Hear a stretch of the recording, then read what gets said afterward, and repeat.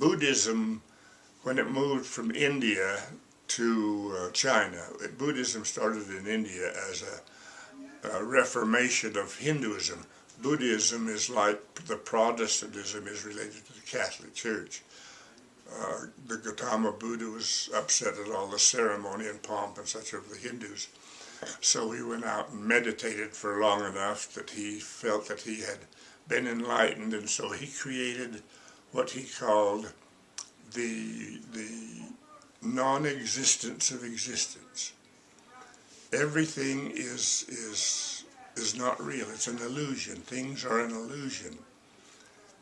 In Hinduism, that was best portrayed by many of the teachers who used their disciples in the example of taking them down to the seashore and dipping a bucket in the water and placing it on the ground. And they said, "Now what is that?" And they says, "It's a bucket of water."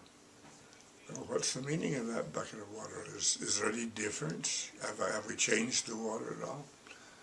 No, the water's not changed. It's somewhat constrained, but it's not changed.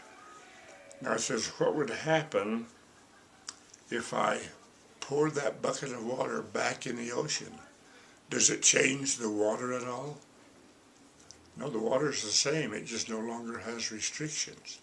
He says that's what human beings should understand, is that their self is an illusion, is not real, and the illusion causes them to make all sorts of human mistakes, and then there becomes a whole discourse on the metaphysics of Buddhism. Now, one of the metaphysics of Buddhism is that the self is comprised of 5 elements. I won't go ahead and do them, but there are 5 different elements: jealousy, greed, such as these things. There are 5 elements that are bound together by 10 fetters. Now that makes the individual. But the individual is still an illusion because it is 5 separate things trying to pose as one thing.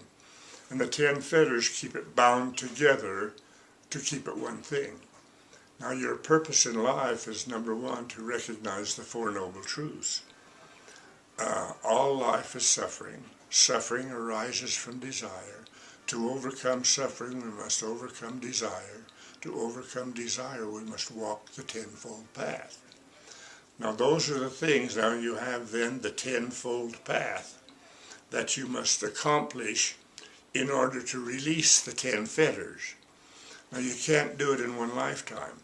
So you may come back in another form. Reincarnation is very promoted there.